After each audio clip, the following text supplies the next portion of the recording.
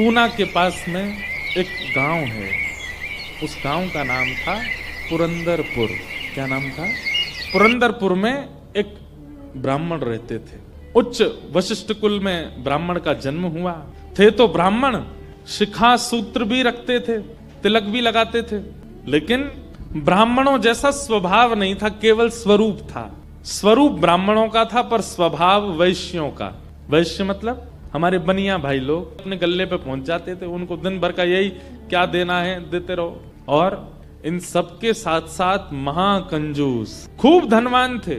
भगवान की कृपा से उन पर ब्याज का इतना धन आता था कि वो पूरे पुरंदरपुर गांव को अकेले भोजन करा सकते थे। पर इतने कंजूस थे, इतने कंजूस थे, दूध में अगर मक्खी भी गिर जाती तो दूध छान के पी जाते थे, और मक्खी को यूं पकड़ करके उसके भी 2-4 बूंद छींटा जो दूध के होते थे उनको भी लेके पी जाते थे। दूध का क्या बिगड़े, इतने कंजूस। और कंजूसाई की हद तो तब पार हो गई, उनकी पत्नी का नाम था सरस्वती देवी। क्या नाम था? ब्राह्मण देवता उठे, देवी सुनो, सबरे गहने उतारो अपने। बोले क्यों? अरे देखो कितनी अच्छी नक्काशी की है इसमें, कितने अच्छे से तुम्हारे कुंडल बने हैं, कितने अच्छे तुम्हारे गले के हार बने हैं, हाथ के तुम्हारे बढ़िया कंगन कड़ूला, रोज पहनोगी तो घिस जाएंगे, उतार दो सबको। पत्नी ने भारी भारी सामान सब उतार दिए, कानों के कुंडल, नाक की बाली और गले का एक मंगलसूत्र रहने दिया, हाथ के कंगन रहने दिए, पैरों की पाजेब और पायल रहने दी। लेकिन ये अपने ब्राह्मण देवता जो थे, इनको वो भी अच्छे नहीं लगते थे। रोज अपनी पत्नी को क्यों इनको पहन के घूमती है, उनको दे दो, अंदर तिजोरी में रख दूं मैं। पत्नी कहती है तो सौभाग्य है, ये तो पहनने दिया कीजिए।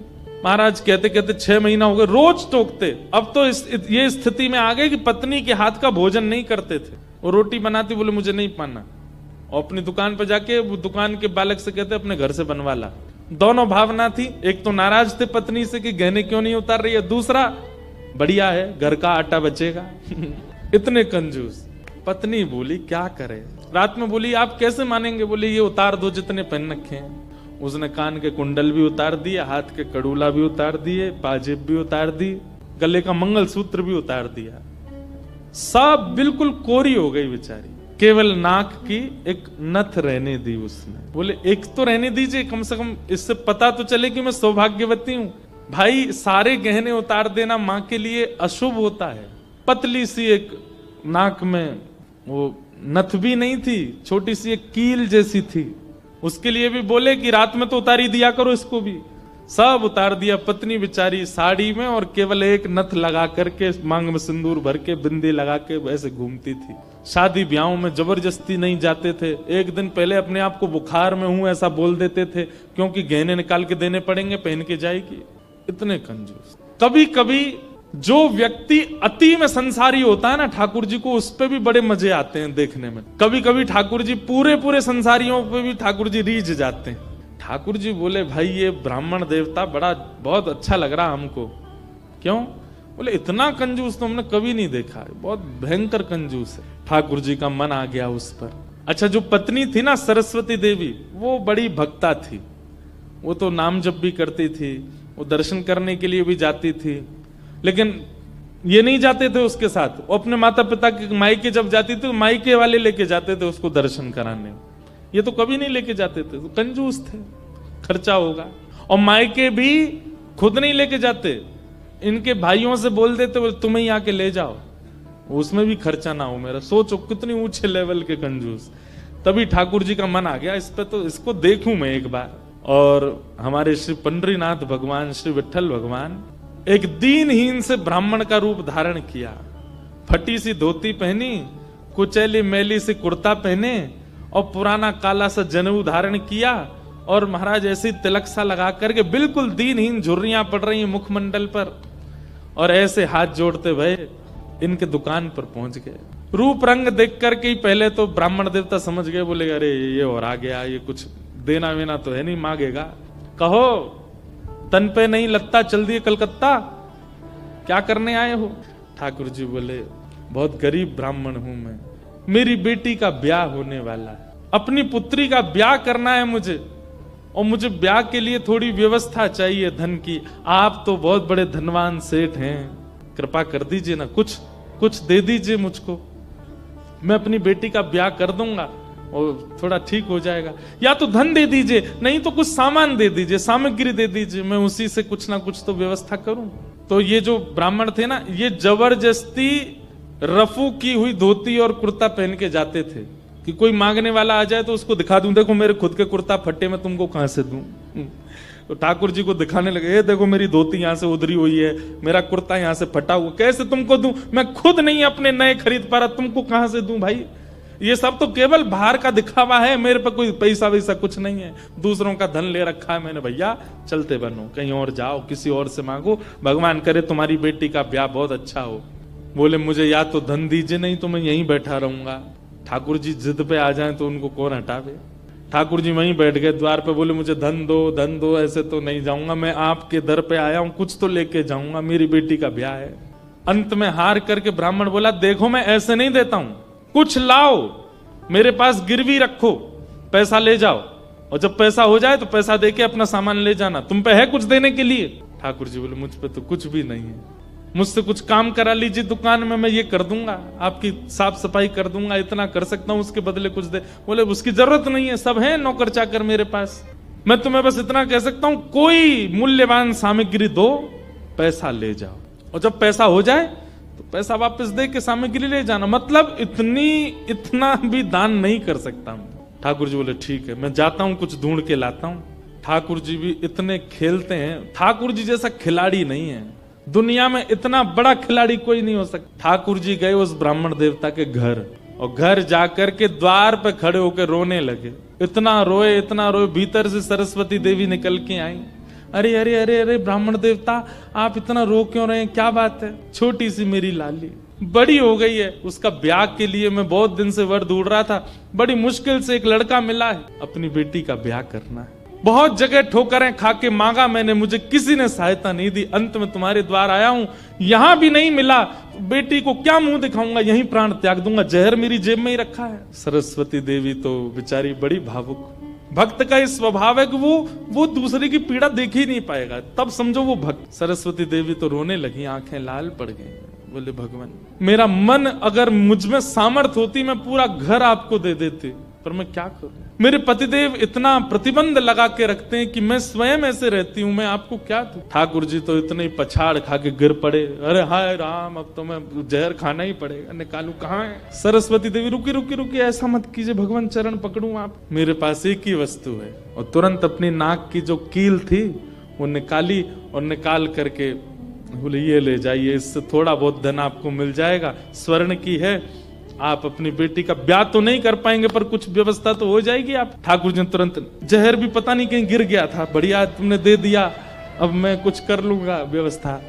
ठाकुर जी वो कील उसकी नाक की ले ली और सीधे गए उस ब्राह्मण की दुकान पर, देखो कितने उद्यमी हैं ठाकुर, और उसके दुकान पर जाके सीधा ले और इसके बदले अब ला पैसा दे मुझको, तू कह रहा था ना कुछ सामान दो उसके बदले पैसा मिलेगा, ये ले सोने की कील नाक की धर ले अपने पास, ला पैसा दे। ब्राह्मण देवता ने जैसी कील देखी, ये आपको कहां से मिली, बोले उससे तुझको क्या, तू तो पैसा दे। मुझे कहां से मिली इससे तेरे को मतलब नहीं होना, तू पैसा दे मेरे को, मेरी बेटी का ब्याह है, और अब मैं तेरे से भीख नहीं मांग रहा हूं, चीज रख के गिरवी तब ले रहा हूं, ला दे। बेचारा फंस गया, वो क्या करे, वो 3-4 बार सोचे, बोले मिली कहां से, बोले तू मत सोच, मुझे पैसा दे। कील उसने तिजोरी में अंदर रखी, ताला लगाया, और उसका जो धन होता था वो धन ठाकुर जी को दिया, ठाकुर जी ने जेब में धरी, निकल गए वहां से। ब्राह्मण ने अपनी भुजा ऊपर करी, बोले इसको बताता हूं, ये बहुत दानवीर बनती है अपने मन में, मैंने इसको बोला था एक कील पहने, वो तो बहुत अच्छी कृपा मुझ पर ठाकुर जी की, जो मैंने इसके सारे गहने उतरवा दिए,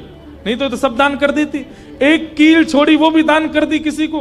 पहुंच गए। अब यहां वो ब्राह्मण जा ही रहा था अपने घर, उससे पहले दुकान का जो मुनीम था वो बेचारा सरस्वती देवी को बहुत मानता था, कभी कभी सहायता कर देती होंगी उसकी। वो सेठ जी से, इनसे ब्राह्मण देवता से पहले ही दौड़ के गया और जाके बोला मैया आज बचो आप। बोले क्यों, आपने कोई कील दी थी किसी को? बोले हाँ दी तो थी, एक ब्राह्मण के ब्याह के लिए दे दी थी। क्या हो गया?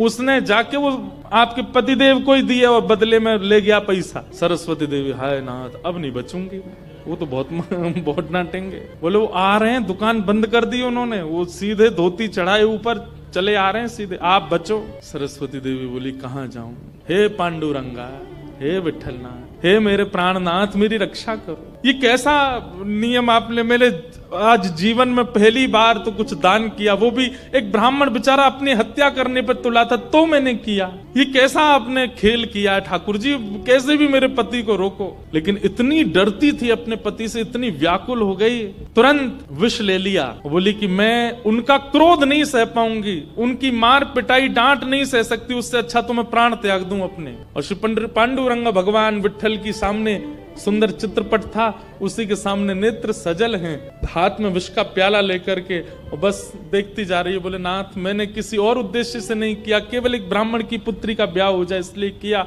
मेरे पति मुझे छोड़ेंगे नहीं, इससे अच्छा मैं प्राण ही त्याग रही हूं। मुझे पता है शास्त्रों में प्राण आत्महत्या करना जघन्य अपराध है, पर मेरे पास और कोई उपचार नहीं। और जैसे ही अपने मुख से लगा करके विषपान करने लगी, इतने में ही ऊपर से वो नाक की कील आकर के उसके पात्र में ही गिरी। और जैसी खन्न से आवाज हुई, नेत्र खोल करके देखा, भीतर अपने हाथ को डाल करके जैसे ही निकाला तो वही नाक की कील उसके हाथ, और नाक की कील हाथ में आते ही इतने में ही वो ब्राह्मण का प्रवेश हुआ। प्रवेश होते ही उसने भीतर से किवाड़ लगाई, ढूंढने लगा कहाँ है, कोई साधन मिले इसको बताता हूँ। पत्नी सामने खड़ी थी, कहिए कहिए, आज कुछ कहूंगा नहीं, आज तो करूंगा, तू बता तैने किसी को दान कैसे किया बिना मुझसे पूछे, क्या दान किया, तेरी नाक की कील कहाँ है बता। पत्नी ने अपना हाथ आगे किया, ये रे। उस ब्राह्मण ने जाकर के कील उठाई, तेरे पास कहां से आई? बोले मेरे पास ही थी। नहीं ये तेरे पास नहीं है, ये तो मेरे पास वहां रखी है तिजोरी में, भीतर चाबी मेरी यहाँ डली हुई है, तेरे पास कहां से आई? बोले मेरे पास ही है, अब बहुत दिन से पहनी हुई थी, साफ करने के लिए उतारी थी थोड़ी सी। ऐसा हो ही नहीं सकता है, मैंने इसके बदले मूल्य दिया है एक ब्राह्मण को, और ये मेरी तिजोरी में रखी है, चाबी मेरे पास। तो रुक, अभी रुक, मैं अभी जाता हूँ। और कील अपने संगी लेके गया, गए जाकर के दुकान खोली, चाबी लगा करके खोली, तिजोरी जैसी खोल करके देखा उसमें वो कील थी नहीं, वो हाथ में थी। ब्राह्मण बोला ये कोई स्वप्न नहीं है, ये कोई अचंबा नहीं है, ये कुछ और है। नेत्र सजल हो गए, दौड़ करके घर आया, बोले मुझे सच बताओ क्या हुआ। पत्नी बोली सच बताऊं? बोले हाँ, मैंने ही ब्राह्मण को दी थी। हाँ वो ब्राह्मण वृद्ध सा, उसके कुर्ते फटे थे, उसकी धोती उधरी सी थी। बोले हाँ उसी को दी थी, वो मुझे दे के गया था और मैंने ये तिजोरी में रखी, तो फिर तेरे पास आई कैसे? बोले मुझे जब पता चला कि आप क्रोध करके आएंगे और मेरे को बहुत सुनाएंगे, डांटेंगे, मारेंगे, तो मैंने सोचा कि मैं इससे अच्छा तो अपने प्राण त्याग दूं।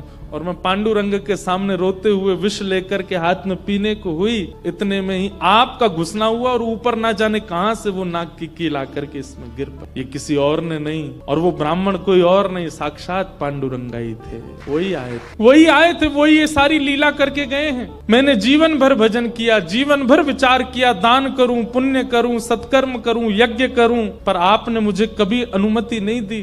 अरे दुनिया के लोग कमाते हैं और दान करते हैं, पर हम कितने भाग्यशाली हैं कि स्वयं पांडुरंगा आए और आकर के हमारे कमाए गए धन को स्वयं लेकर के दान करवा के गए, ब्राह्मण बन के स्वयं अपने हाथ में लेकर के गए। ये आप पर और मुझ पर कृपा है। उसी समय ब्राह्मण ने मन में सोचा, मैंने जीवन में एक कार्य भी अच्छा नहीं किया, मैंने जीवन में एक कृत्य भी ऐसा नहीं किया जिससे ठाकुर जी मुझसे प्रसन्न हो, लेकिन मैं इतना अधम, इतना पापी, इतना दुष्ट, इतना अयोग्य, फिर भी मुझे ठाकुर जी ने इस योग्य समझा। और योग्य क्या समझा? मेरी दुकान पर आकर के ठाकुर जी याचना कर रहे थे कि मैं कुछ दे दूं। मैं कितना बड़ा दुर्भाग्यशाली कि ठाकुर जी मेरे द्वार पर आए और मैंने कुछ नहीं दिया उनको, उनसे हट किया, उनसे कहा कि कुछ लेके आओ तभी तुमको दूंगा। मेरी वजह से ठाकुर जी को श्रम सहना पड़ा। और ठाकुर जी कौन? जो अत्यंत अवगुणी में भी एक गुण देख लेते हैं, इसमें ये गुण है। उसी समय उस ब्राह्मण देवता ने विचार किया कि अब किसके लिए जीना। अपनी दुकान बंद कर दी, दुकान को बेच दिया, घर को बेच दिया और पत्नी के साथ आ गए श्री पंढरपुर। और पंढरपुर में विट्ठल भगवान के आगे आकर के बहुत रोए, याचना करने लगे, नाथ मेरे दुकान पर आप खड़े हो गए आकर के, और मैंने आपको इस प्रकार से दुत्कार दिया, इस प्रकार से आपको कर दिया। बहुत रोए, हे नाथ ये तो उल्टा हो गया, आप खिलाड़ी हैं और मैं खेल हूं, आपको मुझसे खेलना चाहिए, पर मेरे द्वार पर आकर के आप मांगते रहे और मैं मना करता रहा, मैंने गलत किया ना। और तब से उन्होंने पंढरपुर निवास कर दिया, सब छोड़ करके केवल पांडुरंग भगवान के सामने बैठ के कीर्तन गाते। उन्हीं का नाम फिर हो गया भक्त पुरंदर। बोलो भक्तराज पुरंदर की। इसीलिए कहते पुरंदराचा। जय जय जय राम कृष्ण हरि। हमारे ब्रज के भक्त हुए कृष्णदास। नित्य ठाकुर जी को माला पहनाते थे अपने हाथ से। पितामह कहते हैं कि यदि कोई व्यक्ति 12 वर्ष तक बिना नागा किए एक नियम का पालन करे तो 12 वर्ष के उस नियम का प्रभाव ये होगा, जिस देव को चाहेगा, जिस ब्रह्म को चाहेगा, जिस रूप को चाहेगा अपने सामने प्रकट कर सकता। ये भाव उन महात्मा ने सुना, कृष्णदास जी ने। मुझे बहुत प्रिय है कृष्णदास जी का भाव। उन्होंने एक ही सेवा अपना ली। जब कथा में सुनकर के गए कि 12 वर्ष तक कोई नियम अपना लिया जाए और 12 वर्ष तक उसको बेनागा पूर्ण किया जाए, तो 12 वर्ष के बाद जिस देव को चाहोगे, जैसे चाहोगे वैसे उसका दर्शन हो सकता है। तो नित्य माला बनाते थे अपनी कुटिया में, और नित्य माला बना करके नंद गांव में, नंद भवन में ऊपर जाकर के कन्हैया को अपने हाथ से पहनाते थे। और उनका भाव केवल इतना था, कन्हैया मैं ये नियम इसलिए अपना रहा हूं कि मैं चाहता हूं जिस दिन 12 वर्ष पूरे हों, 13वें वर्ष का पहला दिन प्रारंभ हो, उस दिन मैं ना आऊं, मेरा कन्हैया मेरे कुटिया पे आए, मैं वही माला पहनाऊंगा। मेरा बस यही नियम है।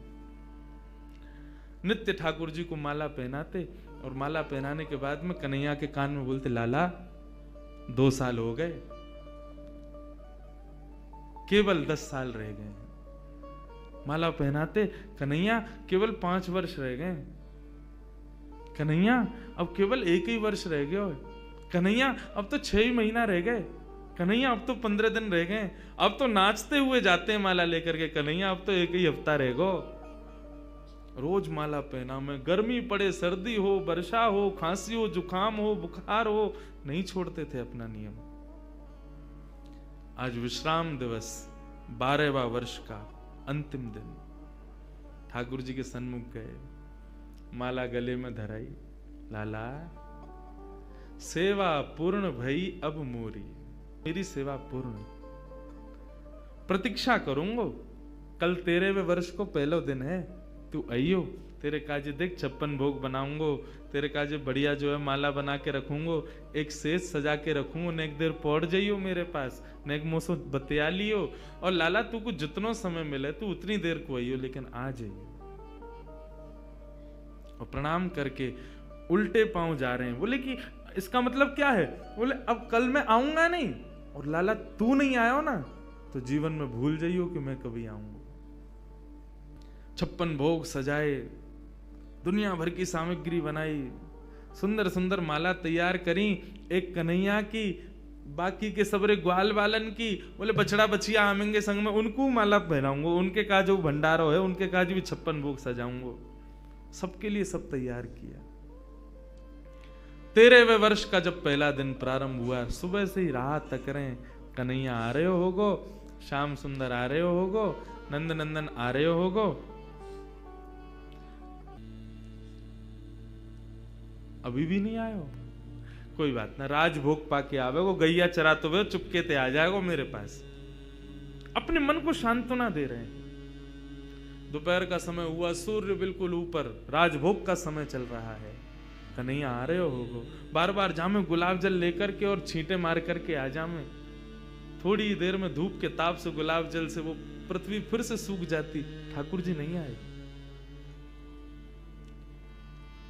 गैया चरा के दूर चलोगे होगो, शाम को आवेगो, लौटते समय आ जाएगो, 4 बजे आ जाएगो। सूर्य अस्ताचल को जा रहा है और प्रतीक्षा कर रहे हैं, कन्हैया आ रहे होगो, गुलाब जल को छींटा करें, बार बार माला पे जल छिड़क दें, कहीं कोई मक्खी बैठ नहीं जावे 56 भोग पे, वाको विचार करें, और फिर देखने लगे कन्हैया आ रहे होगो।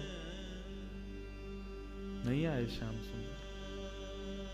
कोई बात ना, शाम को औलाई करवा करके और फिर रात्रि को प्रसाद पाके कन्हैया फिर आवेगो, तब भी नहीं आए। शयन का समय हो गया, बाबा एक टक बस बैठे हैं, कन्हैया आ रहे होगा। है सके नंदरानी यशोदा नंद बाबा को शयन करवा के आवेगो। रात्रि हो गई, नहीं आए ठाकुर जी। कृष्णदास जी मुस्कुराने लगे, 12 साल से एक टक बिना नागा किए अपने नियम में लगा हूं। आज तक कुछ नहीं मांगा कन्हैया से, केवल ये मांगा कि मेरी कुटिया पे आ जाइयो, मेरे हाथन से माला पहनो, वामू श्रम हेरो याकू। तुरंत अपने 56 भोग को पूरा एक पोटला बनायो, माला उठाई, सब सामान वहां से तुरंत धर लियो और कुटिया में तालो लगा करके बाबा निकल गए नंदगांव से। बोले जीवन में नहीं आऊंगा, मेरे जीवन को सबसे बड़ा अपराध है गयो, मैंने 12 साल या कन्हैया को दे दिए या श्याम सुंदर को दे दिए। अरे काय बात को श्याम सुंदर, काय बात को कन्हैया, काय बात को दयालु, एक भक्त की एक मनोकामना ना पूरी कर सके। ना रहनो अब यहां पे। जैसी जाने लगे तो मार्ग में गायों का झुंड जा रहा था। जैसे उस झुंड में प्रवेश करने लगे, सोचते हुए जा रहे हैं, कुछ विचार नहीं हो रहा है। जैसे भीतर प्रवेश करने लगे, इतने में ही एक ग्वारिया आया, ग्वारिया ने आकर के हाथ पकड़ो, बाबा बाबा बाबा गैया चढ़ जाएंगी ऊपर। पीछे मुड़ करके देखो तो नन्नो सो एक बालक, ऊंची धोती पहनी, सिर पर स्वाफा पहनो भयो है और एक लठिया को अपने कंधा पे लगा करके वापस दोनों हाथन को टांग करके और बाबा के पास आयो है। बाबा गैया चढ़ जाएंगी, अभी मत जाओ, गैयान को जान दो पहले। बाबा बोले कौन की गैया है ये? बोले नंद बाबा की गैया हैं। कितनी गैया और हैं? बोले अभी बाबा बहुत हैं। कितना समय लगेगा? बोले बाबा अभी समय लगेगा, इन्हें सबन ने जान दो, फिर तुम चले जाइयो, तब तक यहाँ बैठ जाओ, आ जाओ, ने मोते बतिया लो। बाबा बैठ गए, पूछने लगे कहां से हो, क्या हो, कैसे, कहा, सब बात चलन लगी। बोले वो सब बाद में बताऊंगा, बाबा ये बताओ यहाँ में तो देसी घी की सुगंध आ रही है, या मैं कहा धरो भीतर? बोले अब कहा बताऊं तो को, ये छलिया माखन चोर ऊपर बैठो का कपटी एक नंबर को, या के काजे 56 भोग बनायो, आयो नहीं, जा रहा हूं छोड़ छाड़ के। बाबा तो फिर या को का करोगे? बोले आप का करूंगा, नेक दूर जाके मैं खा लूंगा। बोले नेक दूर जाके का खाओ, यहीं खा लो, नेक नेक मुंह को दे दियो। बाबा बोले हाँ ठीक है भाई, चल यहीं खा लें। पोटली खोल करके सब निकाल के सामग्री और बाबा ने खाई। ले तू भी ले ले। बाबा मेरे हाथन में गोबर लग रहा है, गंदे हरे, धोबे जानो पड़ेगो, कहां ते जल लाऊंगो? तो कैसे होगी? बोले आप खवाए दो ना अपने हाथ से। बाबा बोले अच्छा, ऐसे ही तेरो स्वामी, ऐसी सबरे गांव के बहु सेवा करवावे, तुम सेवा करवा लो। जान भी प्रेम ते ना दे रहे मुंह को, अब वो अपनी सेवा करवावे गो। पूरा गांव ही 100 है। बाबा एक स्वयं पामे और प्रभात सेवा ग्वारिया को पवा में, फिर स्वयं पामे, फिर ग्वारिया को पवा में, पवाते पवाते पवाते बाबा ने जैसी ग्वारिया को देखो, नेत्र लाल पड़ गए, नेत्रों से अश्रुधार बह रही है। बोले अब रोका ही को रोए? बोले मैं यहां मारे रो रहा हूं बाबा, तुमने आज माला ना धराई मुंह को। बाबा ने कही कौन है तुम? इतने में ठाकुर जी खड़े भये, श्याम स्वरूप प्रकट भयो, मोर मुकुट प्रकट भयो, लकुटी प्रकट भई, वंशी प्रकट भई। ठाकुर जी को सर्वांगीण स्वरूप प्रकट है गयो और प्रकट है करके बाबा को दर्शन देने लगे। बाबा मैं आ गयो, प्रसाद पा लियो, ले माला पहना मुंह को। आज मेरो पूरे दिन मन ना लगो, क्योंकि 12 साल ते रोज तेरे हाथन की बनी माला नित्य मेरे अंग को स्पर्श करती। मुंह को ऐसा ना लगतो कि माला स्पर्श कर रही है, मुंह को लगती कि मेरो कृष्णदास मुंह से लिपटो भयो है। आज पूरे दिन व्याकुल रहो बाबा, में मुंह को जल्दी अपनी माला पहना, और तू माला पहना के आज मेरो आलिंगन कर ले। कृष्णदास क्रोध में देख रहे हैं, नहीं पहनाऊंगा, आज नहीं पहनाऊंगा, आज ये माला किसी और के गले में जाएगी। ठाकुर जी बोले कौन के गले में? बोले मैं यह विचार कर रहा हूं कि मैंने बरसानो जावे को मन बनायो तो कन्हैया प्रकट है गयो। यदि ये माला जाकर के किशोरी जी को ही धरा दूंगा और वहीं जाकर के उनके चरणन में ही रहूंगा, जहां जावे की इच्छा मात्र से कन्हैया प्रकट है गयो। यदि वहीं निवास करूंगा तो कन्हैया तो रोज आवेगो।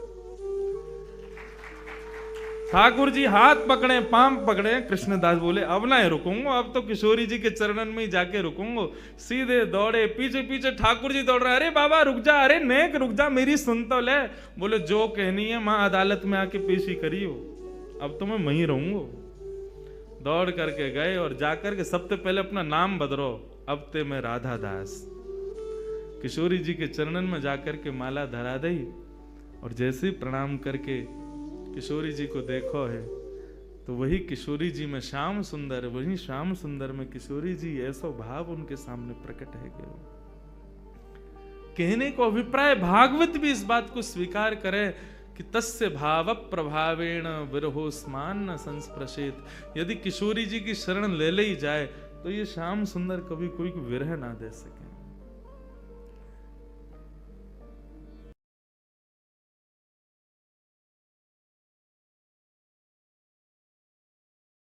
श्री सूरदास जी महाराज नित्य पद रचना करके गायो करते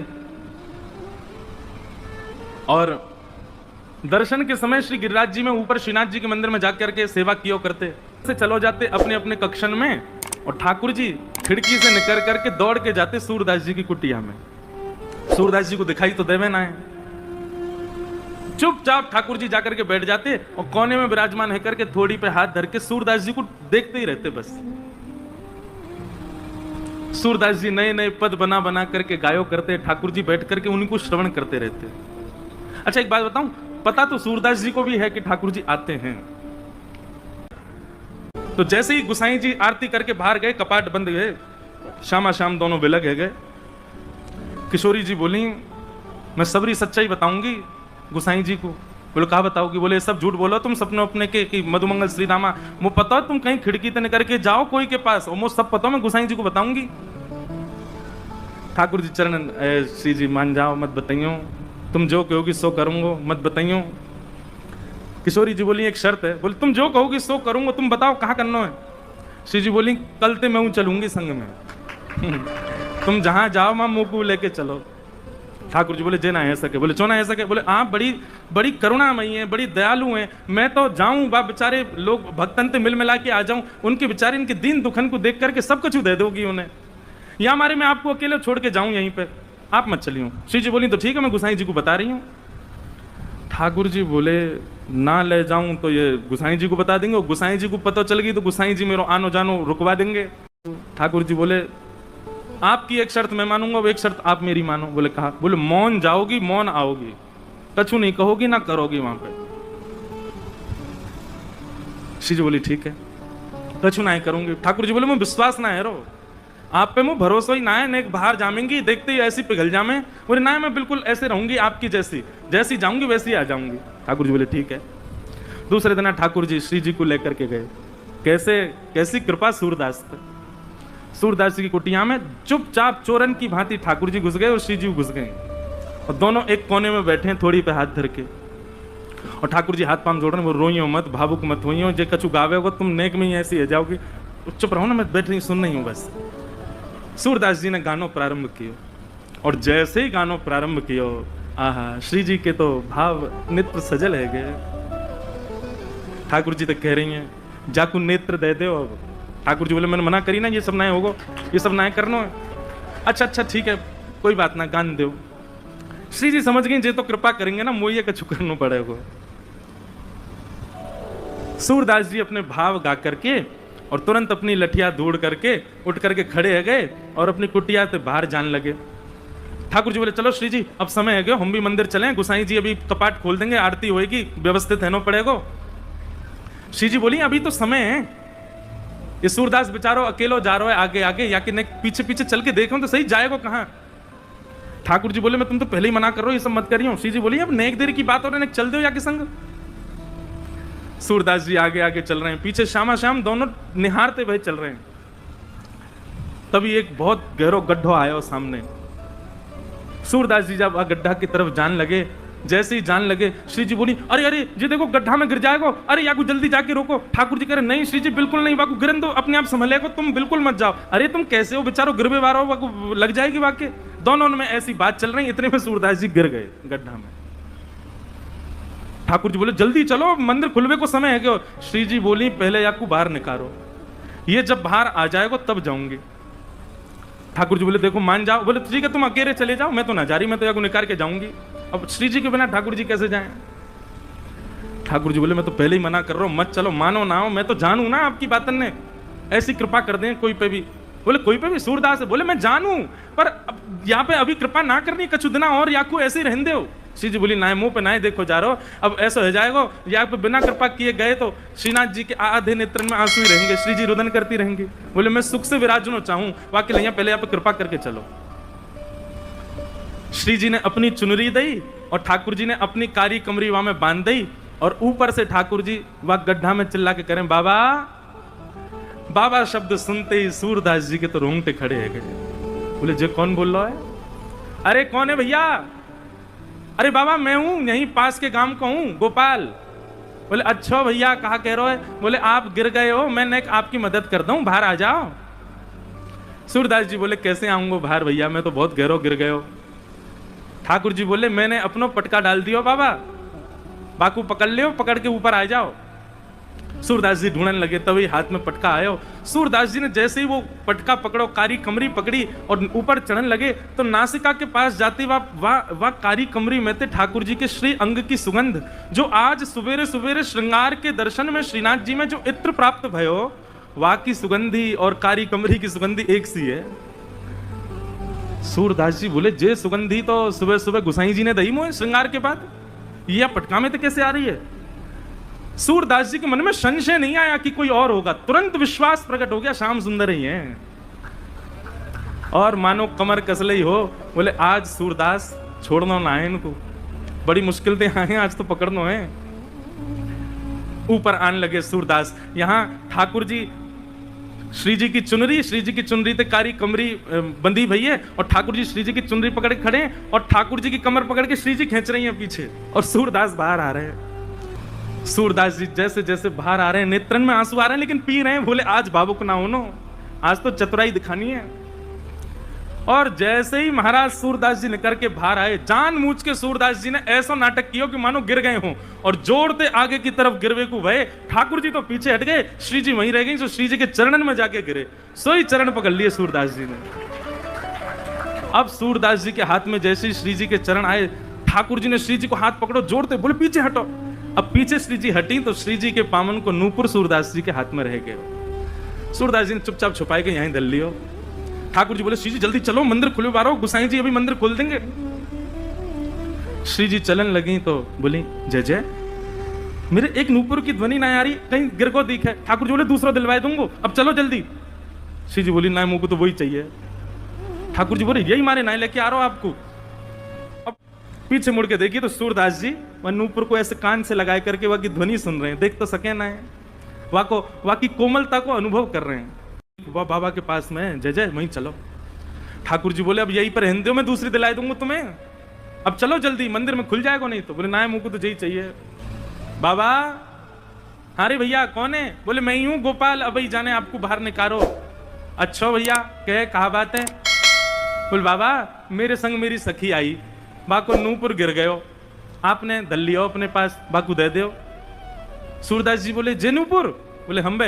बोले जे तो वाको है जो मेरे मुंह को निकार में आयो का। बोले बाबा मैं वही तो हूँ। बोले मोहे का पता भैया तू वही है, मुंह दिखाई तो देवे ना है। अरे बाबा मान जाए जे हमारो ही नूपुर है। बोले अच्छा तेरी सखी के पास एक नूपुर होगा, एक नूपुर तो मेरे पास है। सखी ने आगे आए करके अपने दूसरे पाम के नूपुर की पहचान मुंह को कराए दे, मैं छू करके देख लूंगा कि हाँ जी वही नूपुर है तो दूसरे पाम में पहनाए दूंगा, और नहीं तो भैया मैंने कहीं तोय दे दिया और असली या को हकदार आयो और बाने आके मुझसे कही तो मैं तो बड़ी विडंबना में फंस जाऊंगा, मुझे तो पता ना है असली कौन है। ठाकुर जी बोले श्री जी जे बहुत चतुराई कर रहा है, या को पता चल गई है कि आप ही श्री जी हो और ये दूसरा पाम पकड़ लेगा आपको। श्री जी बोली पकड़े तो पकड़न दो, लेकिन आज ये नूपुर लेके ही जाऊंगी। वो नूपुर के प्रति आसक्ति थोड़ी हमारी श्यामाजू की, उनकी तो जब से दृष्टि में आ गए सूरदास जी तब से बस यही चिंता है श्री जी को कि आप कृपा कैसे करूं मैं। श्री जी आगे बढ़ने लगी, ठाकुर जी पाम पूछो, तुम्हारे पाम पूछो या के पास मत जाओ, पकड़ लेगो।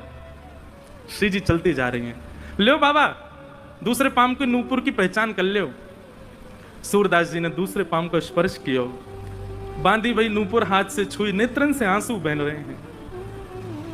लाली अपनो पहलो पाम आगे कर दे, मैं पहना दूं। श्री जी ने पाम आगे कियो। सूरदास जी जैसे ही नूपुर बांधन लगे, नूपुर बांधते ही सूरदास जी ने तो ऐसे अंक में श्री जी के दोनों चरण पकड़ लिए। बोले अब नहीं जान दूंगा, अब तो कृपा करो मुंह पे, कृपा करो तभी जान दूंगा। यहाँ ठाकुर जी खींच रहे हैं श्री जी को, लेकिन श्री जी कस के पकड़ लें सूरदास जी ने। अरे बाबा छोड़ दे। बोले आज नहीं छोड़ूंगा, बड़े दिनान में हाथ आए हो। 84 लाखन में घुमाए घुमाए करके जैसे तैसे तो सूरदास बनो, जैसे तैसे गिरिराज जी आके अटकाऊं, जैसे तैसे श्री वल्लभाचार्य जी की मुकु दीक्षा प्राप्त भई है, अब ना छोड़ूंगा, अब तो जय जय कृपा करो। बोले कहां कृपा करें? बोले मैंने जीवन में आपसे कछु नहीं मांगो, लेकिन आज मांग रहा हूं। ये दो चक्षु, इनकी कभी मुझको अभाव को अनुभव ना भयो कि आपने मुझको क्यों ना दिए। बहुत कृपा ठाकुर जी जो आपने ना दिए, लेकिन आज पहली बार ऐसा लग रहा है काश मुंह पे नेत्र होते तो मैं दोनों युगल के दर्शन कर लेता। सूरदास जी ने तो कही है, श्री जी ने तो इतने अपने हाथ धर दिए। बोले बाबा आंख खोल लो। ठाकुर जी कह रहे हैं कि मुझे पूछ तो ले करो। किशोरी जी कह रही है पूछो पूछो वारो काम ना है, सब होन दो। बाबा आंख खोलो। सूरदास जी ने अपने जीवन में पहले बार कमल जैसे, बिल्कुल ठाकुर जी जैसे नेत्र प्रदान कर दिए सूरदास जी को। जैसे ही नेत्र खोल करके देखो, आहा नव दुल्हे ब्रजराज सांवरो, दुल्हन राधा गोरी, बसो मोरे नैनन में यह जोरी, बसो मोरे नैनन में यह जोरी। यही गिरिराज जी की तलहटी में दोनों युगल खड़े हैं, एक दूसरे के गले में गलवैयां डाले और सूरदास जी दर्शन कर रहे हैं। हाँ। सूरदास जी पे बड़ो अनुग्रह किया ठाकुर जी ने, और अनुग्रह करने के बाद दोनों उनकी खूब रज रज के दर्शन किए। सूरदास जी दोनों जैसी जान लगे, सूरदास जी बोले जय जय अब एक कृपा करो। बोले कहा ये जो दो नेत्र आपने मुझ को प्रदान किए ना, इनसे मैंने आपके दर्शन कर लिए, अब ये नेत्र मुझसे वापस ले लो, अब मुझ को फिर से आंधरो बनाए दो। क्यों? बोले अब आप दो बस गए, बस आप दो मेरे चित्त में विराजे रहो, बाकी अब संसार में मुझ को कोई और को नहीं देखना, फिर से मुझ को अंधो कर दो। बोलो भक्त वत्सल भगवान की